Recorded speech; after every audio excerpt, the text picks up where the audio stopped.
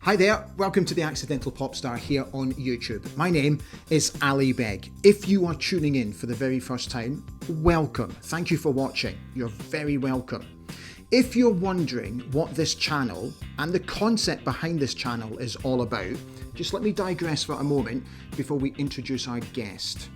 So, back in the 90s, early to mid 90s, I was in a boy band called Bad Boys Inc. We were signed to A&M Records and we had a number of hits in the UK and abroad. The experience was surreal, but it did leave many unanswered questions. For 25 years, I tried to unbrand myself from the band, but now I'm completely comfortable in my own skin and I can look back on it with a great deal of fondness. So what I do here is I speak to pop stars, I interview them about their own experiences and career in the music industry. For this episode, I really am delighted to welcome China Black's lead singer, Errol Reid, to the show.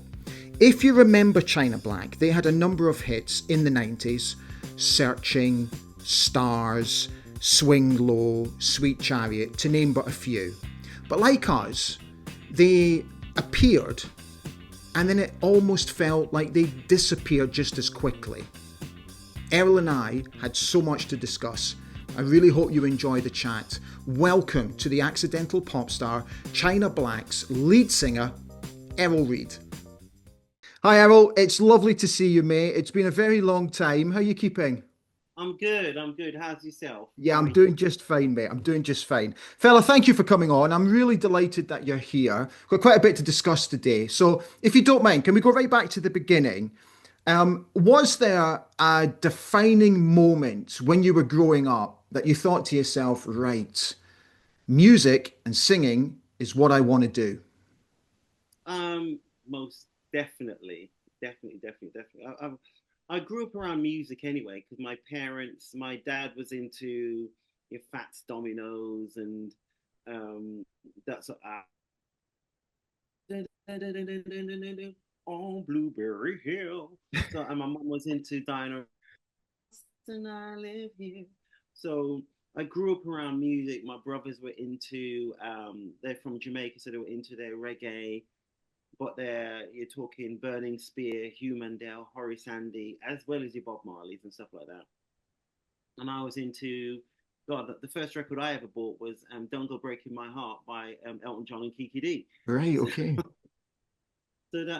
so I grew up around music and always sang, but didn't understand the power of singing until I was in what's known as a sound system. So it's just in West Indian culture, we put together, we'll build our own amps and build our own speakers and stuff like that. And then we'll go out and play at house parties or in large halls for people's birthday parties or just to have a party and just play reggae music. And I was at one of those and I started singing. I started singing a Sandra Cross song, No Man is an Island, over the back of a Dennis Brown song. Okay. And the crowd went absolutely ballistic. And I went, ooh, this feels interesting. How old were And you? God, I must have been in my teens, Okay. 17, 17, 18. Okay. At most, I was in my teens, did that, and never looked back. Just ended up in a recording studio, but I'm talking recording in the days when everyone's in the room together. You got the drummer, you got a little screen in the corner where you were there with your sheet of music, and everybody went, 1, 2, and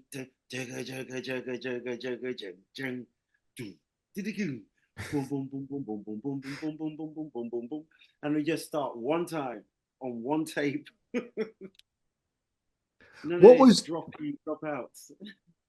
what was that first meeting like with Simon? Simon, the first meeting with Simon came via a jazz guitarist called Ronnie Jordan. Get my words out. Jazz guitarist called Ronnie Jordan. I've not been drinking, and it's just early. Ronnie, I approached Ronnie via his sister, a girl called Faith. Do you remember a band called New Colors? Yes. Uh, Yes. Tears. The track was called Tears. Faye's best friends with my sister, and she knew that I sang. And when I moved to London from Birmingham, I said to her, I'd like to work with someone or go and sing somewhere or whatever. And she said, look, my brother Ronnie works with a lot of different writers and producers. Let me have a word with him. So Ronnie approached me and said, look, I'm working with this guy called Omar on his new album. There's on his debut album, which there's nothing like this Oh with yeah. Omar. Yeah. Yeah, so he said he was working with him, but he does his own BVs. But he knows this guy that's looking for a female vocalist, and your voice is quite high. So I was like, okay. So I went over to, and he lived in Wembley, and I was working at the time. I was working for Brent Council, so it was literally a walk down the road. So it's one of those situations where it all just comes together, where the person that you're going to meet literally lives down the road. Mm. So one afternoon, I just took lunch break, walked down to his house, um, sang. I think I may have demoed searching, sang it very quickly for him to just hear my voice and get my tone and stuff like that. He went, I was looking for a female vocalist, but I think you'll work on this because your tone is amazing, sort of vibe.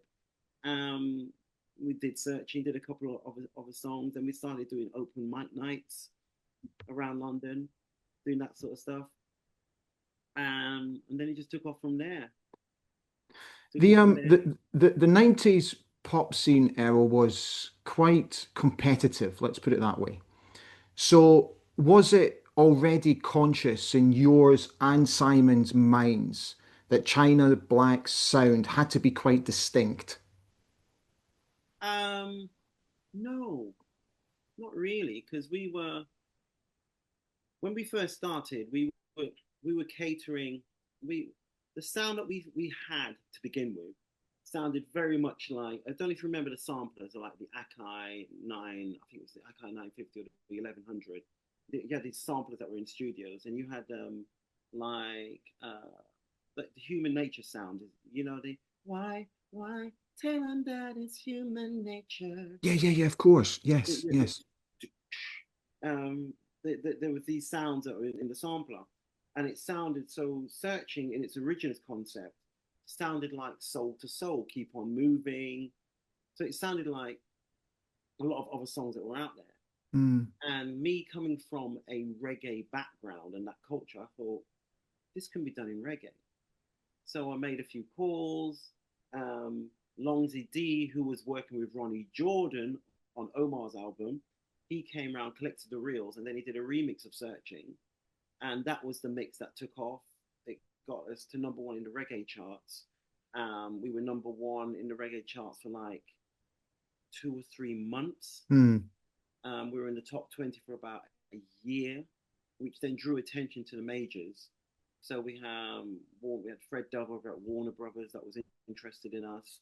RCA was interested, but we ended up with Lucian Grange and Colin Barlow over at Polydor, um, which was part of Polygram at the time, which is now Universal. So we ended up there. But the sound that we had was pretty much a reggae sound.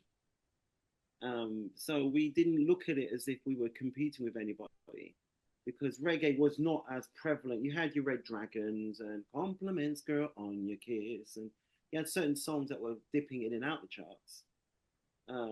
Tease Me, Tease Me, Tease Me, Chakademus and Pliers.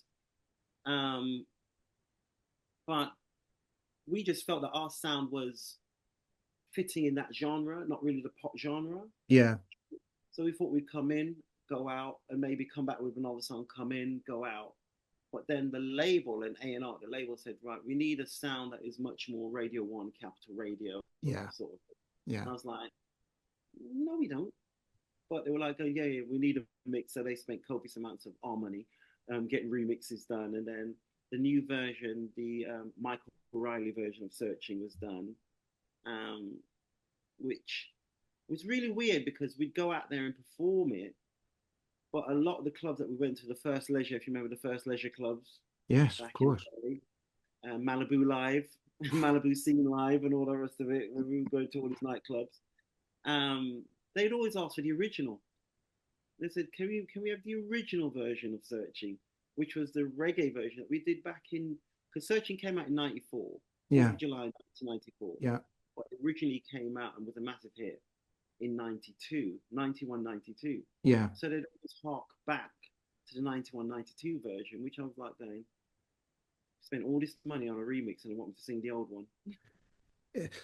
The the the original version. We'll come on to the version that charted in the mainstream charts, but the original version that did well as an indie version. Yeah. So that process of it, you released it and it did well, but mainstream, obviously it didn't chart. No, it didn't But show. yeah, but so the process of it then becoming mainstream from indie, what did you personally learn about the industry and how that mechanics all worked? Was there a learning process for you during that Oh, big time? time. Yes, there was. Because if you when we were like number one in the reggae charts Mm, and maintaining our underground market, mm, I was still getting up, driving down the M1 and going to Brent Council to work. As soon as we hit the pop charts, and I was doing Pop of the Pops and what's the radio one, Newsbeat, yeah. and all that sort of stuff, then my life changed completely, and it was a case of I now have to consider leaving work because people were coming to work. I was still going to work. I would book annual leave and go and do Top of the Pops, and it was filmed on a Wednesday and shown on a Thursday Right. before they moved it to the Friday. So I was Yeah. doing the Thursday night shows, and I'd book annual leave to go and do that.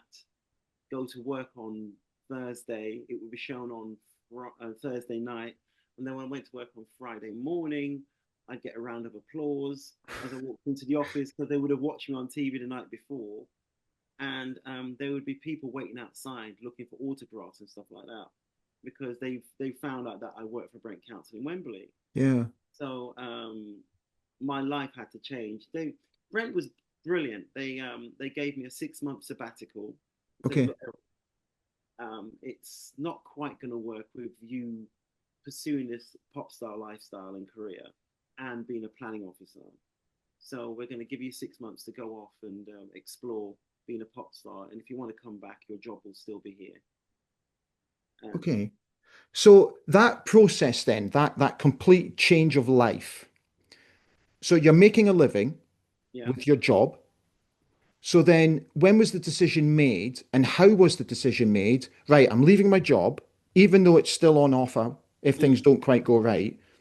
But then how did you start making a living from China Black? How did that whole process work? Did you get paid? Were you put on a fee? How did that work? We were put on a fee. Okay. We were put on a fee, and obviously we were doing shows. Yeah. So we were doing PAs up and down the country, like I Yeah. said, Yeah. just Scene Live, Malibu Live, and all the rest of it. And we were getting paid quite well. Okay. I'd have to say we were, and plus the record was making publishing. You were getting publishing money and stuff like that. We Yeah. didn't take a massive advance. We didn't see the point of taking a huge advance and then being majorly in debt. Although the record companies, their main aim is to get you in debt.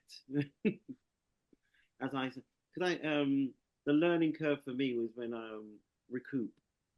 Mm. When I learned what 50% recoupable and 100% recoupable meant, I'm like going, okay, what's this recoup business? Um, so you stuck me in business class to fly to Paris, and that is 50% recoupable, and then blah blah blah. How much was that seat compared to the seat that was just the other side of the curtain? Yeah. How much? I said, Yeah. I tell you what, I'd rather that money was in my pocket than in British Airways' pocket. Sorry, Yeah. British Airways, but it's the facts. So I was like, going, nah, we need to sort this out. Because I started looking at videos, 100% recoupable, and all the stuff that you had to. I started learning how the business works. I started looking at, because I'm a town planner. So I look at percentages and stuff like that. I started looking at contracts. I'm like going, okay, so we've signed a contract that takes into account breakages. but it's CDs. But this contract was designed when they were pressing records. Mm. So you're taking 10% off the top, and then my percentage is based on the 90%. So I'm not really getting, say, if it was 15%, I'm not getting 15% of the 100. I'm getting 15% of 90. So my 15% is really worth 11, 12%. Yeah. So I was like going, when I started asking these questions, it was like, no, stop it, Errol. Just sing. I'm Yeah. like, no, this is Yeah. what I do for a living. I look at stats. I look at the Office of National Statistics. This is what I do. Did you guys have management? Yes, Yeah. we had our manager, God rest his soul, was a guy called Johnny Laws, Okay. over in Lambert Grove, All Saints Road. So, hence the girl band All Saints. Yeah. So Johnny had China Black, Gabrielle, Mark Morrison, All Saints, Ronnie Jordan, Mm. introduced me to Simon, and that's how we ended up at Johnny's because I went back to Ronnie, went back to Ronnie, and Ronnie said, "Well, this is my manager, but just be aware that things can be a bit difficult with them there because they're I'm not going to say gangster types, but There's an edge. an edge, yeah, an edge that they have a certain edge that you need in the industry. Yeah, yeah, yeah. I get that. I get that. Yeah. Let's talk about searching, the one that we all know and the one that we all love. So it goes into the. So I was doing my research on this, mate, and it goes into the charts at number 17. Obviously, eventually it settles at number 4. But when it first charted, were you aware that how important it was to get on radio playlists and get television ahead of it and tour the country to be able to make people hear and learn about the record? Were Oh, you of guys course. completely aware of that? Yeah, Yeah. of course. Yeah, yeah. Because Okay. we'd already been doing the circuit with searching from a few years before. Yeah. We were doing all the nightclubs. We were doing mostly the underground reggae nightclubs, pirate radio stations, and stuff like that. So we were doing that circuit. So once it moved into the pop charts, to go and do your Radio Ones and your BRMBs and your Red Yeah. Dragons and Yeah. Capital and all the rest of it, your Mick Brown, Vital. Pat Sharps, um, you know what I mean? It's like it was just the norm Yeah. for us. We obviously TV brought in another sort of like dynamic, but then you understood that where your record was in the charts, that if you did like CD UK or what was the show with Anton Deck and Um, Cat? yeah. Um, I can't remember because it came after us. What was that show? What was that show called? Oh, I can't remember, honestly, because we never did it. By that time, we'd split up. So I'm thinking about Tiz was, but it wasn't Tiz was. no, no, it wasn't his, was. No, no, man. That was years way before before, that. way before with Chris Tarrant. No, but we were doing shows like that because we knew that if you did that show on a Saturday morning, Yeah, you get you hit. put in front of those Yeah. kids had a Live, certain budget. live and kicking was important. Exactly. Yeah, You knew that those kids had a certain amount of budget. So yeah. you had to capture them on a Saturday morning so that when they went to your Woolworths, which was the big store, in the afternoon to spend their Pocket £3, money. their pocket money, they go and spend it on your record, Right. which then meant that on the Sunday when the charts came out, you'd move up in the charts. Yeah. So we understood the importance of doing stuff like that and being ever present, trying to be omnipotent and be everywhere at the same time. Mm, mm. I remember our first single, Don't Talk About Love. You know, there was a huge campaign. The record company worked tirelessly to promote this record. And I remember it charted just outside the top 20, just outside. And I have to admit, there was a sense of elation that we'd charted, but there was also a sense of disappointment that it only went in just over the back of the top 20. Yeah. When you guys charted at that position, how did you feel? It felt, to be honest, it was our first record, so we didn't have any expectations. We didn't have any expectations. We just wanted a record to get into the chart. I think if it had got into the top 40, we'd have been happy. So the fact that it got in at number 17, I thought it was 15, but 17, as you say, once it got in at 17, it was like, we've done it. We're in. Yeah. Yes, listening to the radio, and I think we were either on a Radio One road show. We'd been told by our plugger, Anglo Plugging, if you remember a company called Anglo Plugging, and we were told by our plugger that it had charted. So we were, I think we were, I was in the Previa, driving to or from a gig, and we were just listening to the charts, and you're sort of waiting to see because you're given a preliminary position to start off with, and then you don't find out the final position until you're listening to the radio show. Yeah. So you get So your midweek. exactly, Yeah. you get Can you remember what your midweek was? um no, No. but I Okay. don't think it. I think it was lower than what it Okay. actually. It could have been like a 19 or a 20 or something like that. Okay. And then when you actually listen to, I'm trying to remember who did the radio show, Was it the Simon start show Mayo? back then. I can't remember. Was it Simon? No, it wasn't Simon Mayo. Who did the charts then? Could have been. Was it Simon Mayo? Could have been Simon Mayo. Yeah. Oh God, I Can't can't remember. remember. 30 years ago, But mate. I can't remember what happened you know, yesterday. yes, uh, I remember listening to it on the radio. And we were just like, "Woo! Yes, we've made it. Yeah, yeah, We're in the charts." Right, next gig. yeah. So what do you think gave it its momentum? Because it climbed and then it climbed and then it climbed again and eventually settled at four, as we said. So what was I the shift, mate? I think Top of the Pops helped a lot. Yeah. Top of the Pops. Once people saw me live on TV, and it was when Top of the Pops went through that shake up because there was the miming fiasco where a lot of people were miming. So Yes. so Top of the Pops decided that any acts that came on would have to sing live. Right. So and it was Rick Blacksill was the producer. Correct. Yeah. Rick. And it was really random little diversion.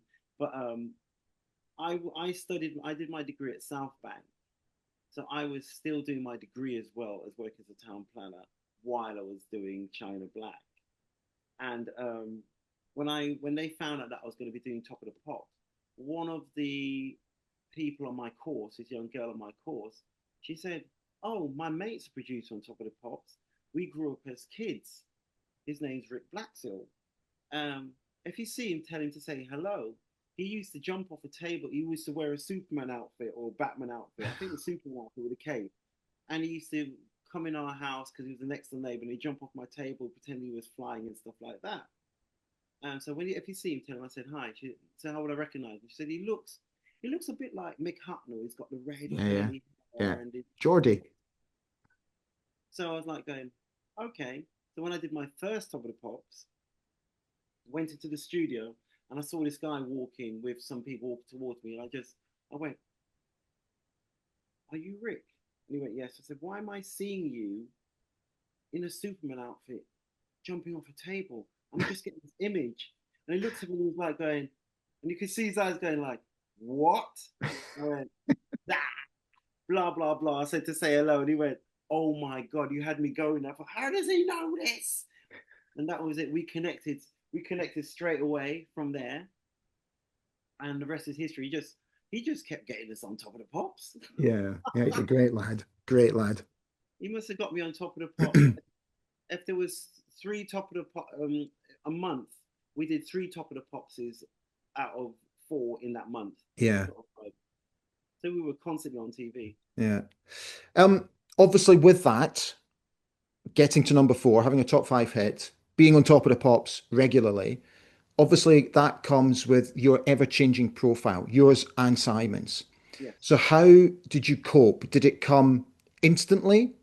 Did it come in waves? Or did it happen progressively? How did it happen for you? Um, it it kind of once we did Top of the Pops, there was a dramatic change. Yeah, I said to you once we did Top of the Pops, people started turning up at the council offices. It's when we in the days when we had counters, and you'd have meetings with the general public to discuss their planning applications or proposals or whatever. And people would turn up saying they wanted to see me to discuss something. And I'd come out and go, "Hi, is blah blah blah here. They go, hi, Mr. Reid. And I said, can we just sit over here? And said, hi, I've got a playing up here. I just want your autograph. I'm like, oh. I went, okay, this is not sustainable. Okay. Coming in for autographs and stuff like that. So that was one of the first things that I saw a change in how I was viewed by the general public. Mm. And like I said to you, Brent was fantastic. They said, look, have a 6 month sabbatical, go off and see whether you want to be a pop star or a town planner. Yeah. Unfortunately, Johnny, while I was on, we were on tour with Dina Carroll. So the latter part of that year, I was on tour with Dina Carroll, Sounds of Blackness with Minky Mm. and Tony Tone. God, we were R. Kelly. So we were on tour with like a host of different artists, and I think Brent must have approached my management company to find out. And Johnny wrote them back a letter saying I'm not going back, without telling me, which that kind of peed me off because Yeah, sure. that was my decision to make. So I did have a strong word or two with him about that. Yeah, yeah. No, But that's not cool. no, it's not cool because it's a decision that I should be making. Or Yeah, absolutely. When it came to the sort of the fame game, um, did you and Simon lean on each other for support? Because you're both going through it. um, Simon's quiet. Simon's very quiet and quite reclusive. Yeah, I know. Obviously, as the lead singer, it's natural for you to get more attention. I think that's always natural when it comes to a lead singer. Yeah. Um, but what was there that element that you lent on each other? Um, Not as much as I think we could have Yeah, yeah, because, like I said to you, he wasn't as open. And it's like he'd go and do the shows, and if he wasn't doing the shows, he was just saying he was just locked in yeah. at home. Whereas I'd be, like I said to you, I'd be out, I'd be working, I'll just getting on with my life. Sorry, hit the table. I'll just be getting on with my life, sort of thing. So yeah, I think we could have done with more of that. Did you guys ever get any advice about how to handle it, how to deal with it? No, not really. So you learned on the job. Learn on the job. Mate, why is that? Everybody I've spoken to has told me exactly the same, and we had exactly the same experience. Nobody sat us down and said, right, this is how you deal with it. This is what you have to do. This is how to answer specific questions that come your way. There was no training. It was literally learn on the job, and it was daunting. It scared the hell out of me.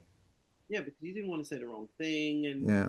and I suppose it's even worse, more so, because like we're recording this now, and it will as long as there's databases and hard drives and mountains that have massive data storage facilities, this will be around forever.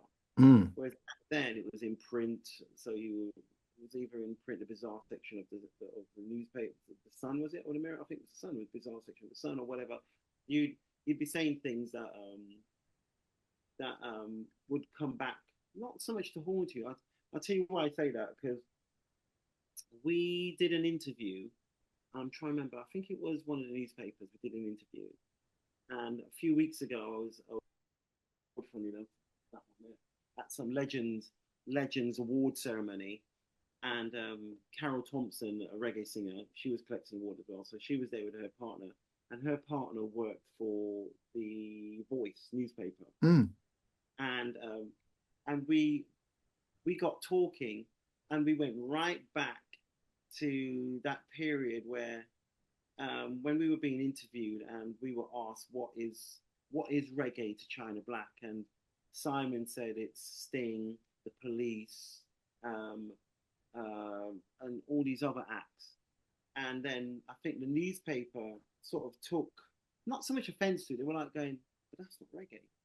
So Mm. when I had the opportunity, as in that's not genuine. So when I had the opportunity to be interviewed, I said that's Simon's version of reggae.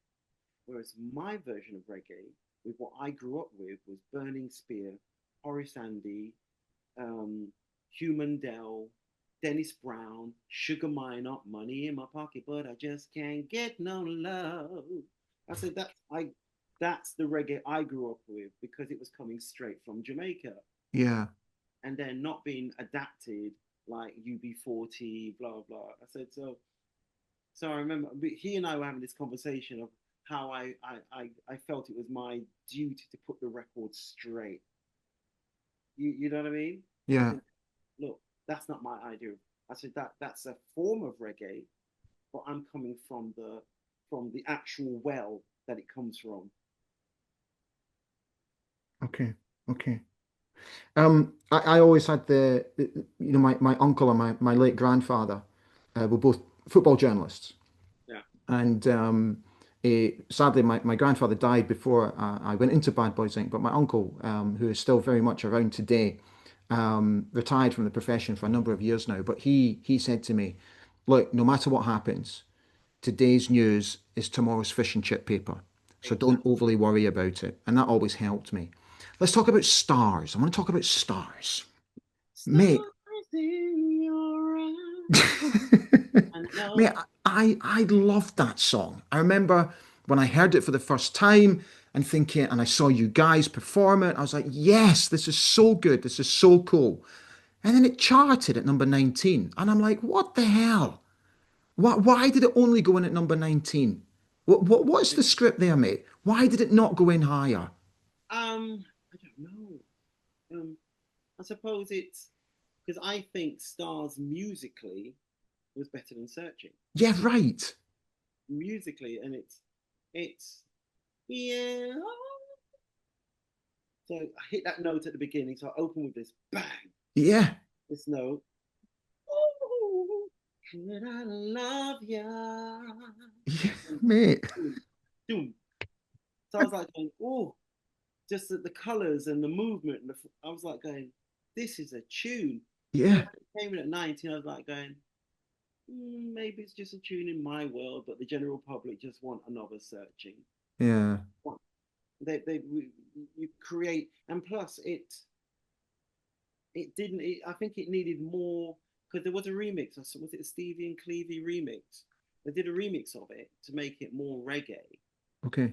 but maybe they should have gone that way with it to just keep the theme. You see what I Yeah, mean? yeah, yeah. It was definitely a pop. It was a pop song. It was an out and out pop record. Mm. Let me throw a spanner in the works about it. Because at this time, you guys were very successful abroad and you were doing really well abroad. And I think if, I was trying to think when we first met you guys, and I'm absolutely convinced the first time we met you was at a gig in Germany. We did an open air festival in Germany. I'm sure that's where we first met. So I thought this at the time because we were spending a lot of time abroad as well. Yeah. And I'm wondering if being away from the UK had an impact on our success back in the UK. Is there an argument to that? I suppose to a degree, but you've got to go out there and sort of like It's a cater for. balance, Yeah, you've got to cater for the other markets because for sure. like I found I was talking to someone and they said, yeah, you're actually I was talking to some I'd actually gone to South Africa and I was with a friend of mine, Lisa Vandervolt. She played gold in Gladiators. Oh, yeah, right. She was gold in Gladiators. So we were all in South Africa, and then we ended up at this place, Londonderry Bay, because I had to go to a dentist because I had to have something done. And as I walked into the dentist's office, the receptionist started getting a little bit. She was like getting a bit funny. I'm like, what's it? She said, and they were talking in Afrikaans, and she said, oh, she recognizes me. Recognize me from what? She said, oh, you don't know. Stars is number one out here. They played you were number one in South Africa. I'm like, what? So there were markets that we didn't even cater for that. You know what I mean? And you So didn't know? didn't know. What? I know. I didn't know. Like even my friends still message me now from Asia saying, "Oh, I'm in this bar and they're playing Stars at the moment in this bar because Yeah, Asia loves that sort of stuff. They love their ballads." yeah, yeah, So I was like going, should have been out there as well, but there's only so much you can do. for sure, for sure. Um, and again, it's down to the record company. It's down to budgets. It's down to making you appear available in all these markets, even when you're not. Mm. As in making sure you're on TV, making sure your records on the radio, giving that impression that you're there, even though you're not there. because there's how do the artists do it now? I suppose you've got internet now and whatever, but back then it was more of a physical presence. So you had to be there. You had to go and do the CDUKs and the Yeah. Top of the Popses and the CDUK. That was the name of the show from Ant and Deck. was it okay? We Cap Dealey. That's the one, man. Don't come to me. um, you continued to have hits, mate, through the year 1995. Um, your album came out as well. But then I want to fast forward to after that time when the hits, purely from a chart point of view, weren't, I guess, what you were hoping they would be. So I remember you guys just, like so many bands, you just seem to be there, have all these hits, and then all of a sudden not be there anymore. Yeah, So, so did you start to sense cracks in the unit? Did you start to feel tension? What happened, mate? there was a lot of things happened. Um, it didn't help that there was the Dodie and Princess Diana car crash. Yeah. We had a record coming out that month, and Okay. we were. I think we were supposed to be doing the day that happened. We were supposed to be doing the a massive festival at Aintree Racecourse, Okay. and everything was cancelled. Obviously, all shows were off because a member of the royal family just died. Yeah. You can't be. So we weren't allowed to go out and party. So everything was cancelled. And I remember going to the record company saying, "Look, we can't release this record because we did a song called Emotions. If my emotions get Mm. it's a happy, uplifting reggae song." And I'm like, and we recorded it at Jazzy B's studio, Soul to Soul Studios in Camden. We got we spent a lot of money on this record. We got in authentic players, got authentic horn players, and we got moves. And, oh, it was a beautiful record. And when that happened, I was like, guys, we need to pause the record because all they want to hear now is Elton John's "Candle in the Wind," um, I mean, somber music. And I remember the record company saying that if it's going to survive in the market, it will survive, but we're still going to put it out. And like going, you're killing me. Why would you do that? Just hold off on the record. You're trying to kill the band. But what they had waiting in the wings was another band called the Lighthouse Family. Ah. And now with hindsight, I'm like going, aha. Hmm. We got Tundi and Paul. Tundi, I saw Tundi a few months ago at a social event. So you got Tundi and Paul. You got the Lighthouse Family, and we can be lifted, lifted. So you got all of that coming through, and it was much more easy to control, much better management system, not as edgy as my management, and all the rest of it. So it was and even the pictures. What's his name? Who looked after 19? Who was the manager of 19? Simon Fuller. That's Simon Fuller. And then there's the photographer Simon Fowler. Yes. Yeah, Yes. Yes, Simon Fowler took our photographs for our first ever single. Simon did our pictures as well. So he Did was he really? he was an industry photographer. And Yeah, he was. We had Simon, then we had this brilliant guy called Julian Barton who spent Julian Barton was with us for just about the entirety of our career. He was absolutely fantastic. But Simon was the first guy. Yeah, I remember yeah, well. Mate, memories. I know that's what I'm like because I knew there was a Fowler and a Fuller. So Yeah. if it was one, it would be the other one. Yeah, right, And right. we did this. We did a particular pose and did this picture in a particular pose. Then I remember going into the record company and I saw this picture where you had a black guy and a Chinese guy. And I saw a picture where it was a black guy and a white guy, and I went, "But that's the same pose." I went, "Ooh." So I remember going to my manager and said, "They've got this new band called the Lighthouse Family. We need to watch them." Yeah. Then when we were touring with Dina Carroll, I went out into the auditorium just to listen to the sound. When you're sound checking, and there were people doing all these little flyers on chairs, and it was our gig, supporting Dina Carroll, but they were putting Lighthouse Family flyers on the chairs. I was like, this is not cool. Ah, the old record company politics, eh? This is not cool. So when you start putting the dots together, it's like, right, we need to make room. Okay, we're done with you. Room for the next one. So it was a for them it was a natural wind down, Yeah. which then created a certain amount of friction in other areas to do with the band and all the rest of it. So it created issues. The ripple effect created issues. As I call it, people get rich and switch, Yeah. and then all of a sudden everyone's scrambling around for the pennies. Whereas I keep saying to guys, look, if we focus on the music and do quality music, then the money will come. But if you focus on the money, you'll do anything musically to get the money. Hmm. And I couldn't be around that. Did you feel lost for a while? To a degree, yes, to a degree. But then it was really random because what's his name? Trying to remember this guy's name. It's gone out my head. Oh, it's gone out my head.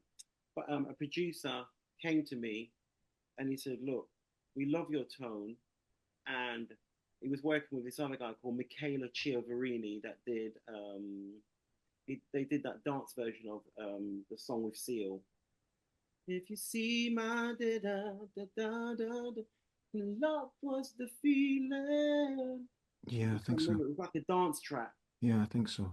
But Michaela Chiavarini was one of the producers on this track. So I ended up in the studio with him, and I did my first house tune because they loved the fact I could do hit all the high notes and blah blah blah. And said you can do that 10 City sort of like you know what I mean vibe.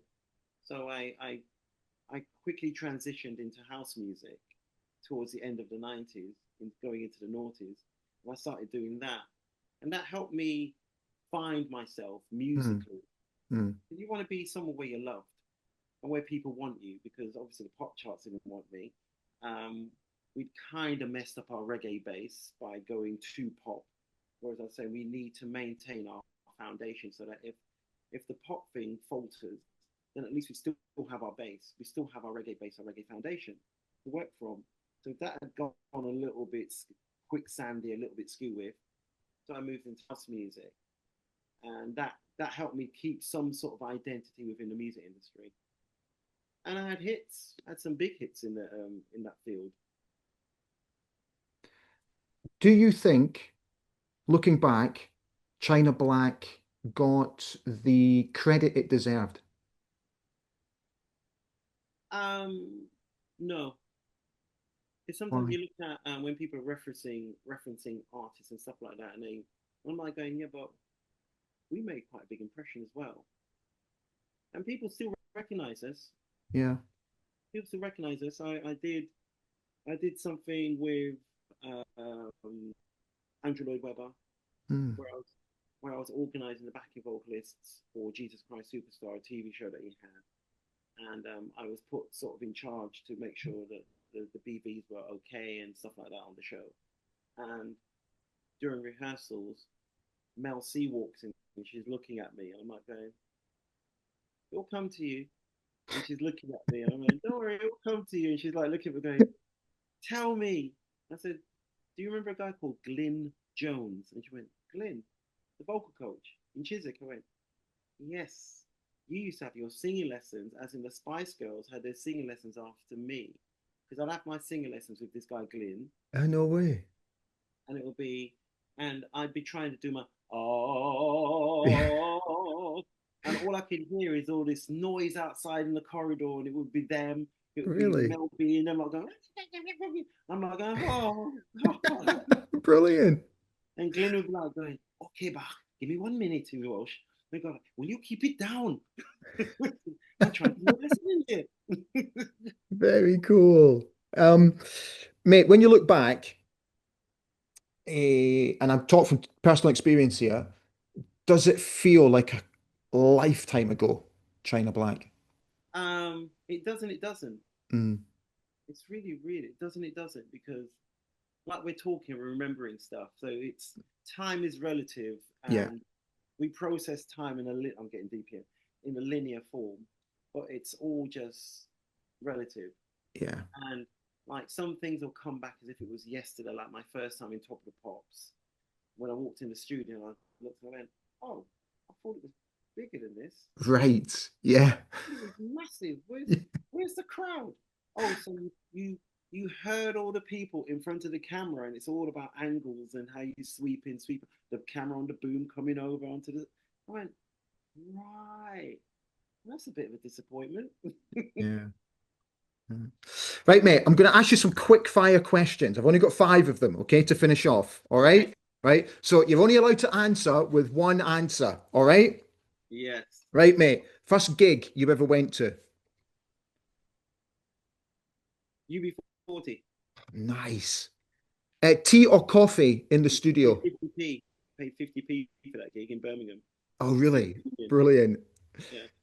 Tea or coffee in the studio? T.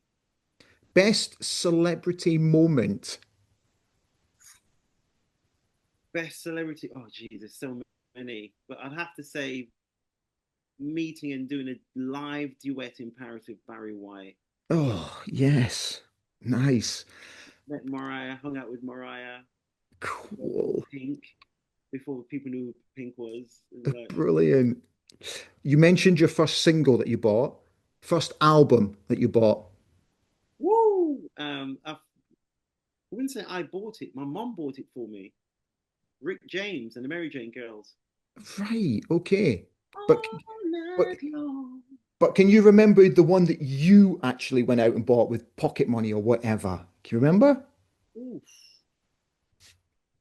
It would probably been probably Prince. Oh, yes. 19 no, it would have been it would have been a very early Prince album. So not Purple Rain No, it would be before before, that? when Prince was a bit risque. There's certain the early Prince, Yeah. and there's some. I don't know if can I say it here. The title tracks like "Wet Dreams" and stuff like that. And I'm like going, "Whoa, okay." Easy, Tiger. Before the Prince that we know, well, we know of now. There was before 1999, all that sort of stuff, where Prince Yeah. was like half naked on the cover, and Right, yeah, mate, final question. Final question, and I need you to choose your words carefully for your answer. Favorite 90s band out with yourselves. favorite 90s band out with ourselves. Choose your words carefully, my friend. Well, you guys weren't out with us at the same time, were you? Yes, we were. Where? Yeah, man. I'm going to say Bad Boys Inc. Yes, my man. It's the correct answer. I'm going to say Bad Boys Inc. Errol, mate, honestly, it's I'm been gonna go. it's been absolutely brilliant. Thank you so much for being on the show, mate. Oh, absolute pleasure. I hope you enjoyed it. Magic. Mate, take really good care of yourself, and hopefully we'll catch up again soon. Let's do it again. Oh, mate, 100%. Enjoy your day, fella. Cheers. Bye, mate. Bye-bye. Bye. So there we have it. Thank you so much for tuning in. I really hope you enjoyed today's chat with Errol. So all that I'm asking you now, if you haven't already subscribed to The Accidental Pop Star, I would be absolutely thrilled if you would please consider it. Doesn't cost you anything. All you're doing is simply following like you would on Instagram or TikTok or X. Come along and see what we're all about. Thank you so much for watching today's episode of The Accidental Pop Star. I really hope you enjoyed the chat with Errol, and I'll see you again very soon for a brand new episode. Take care. Bye for now.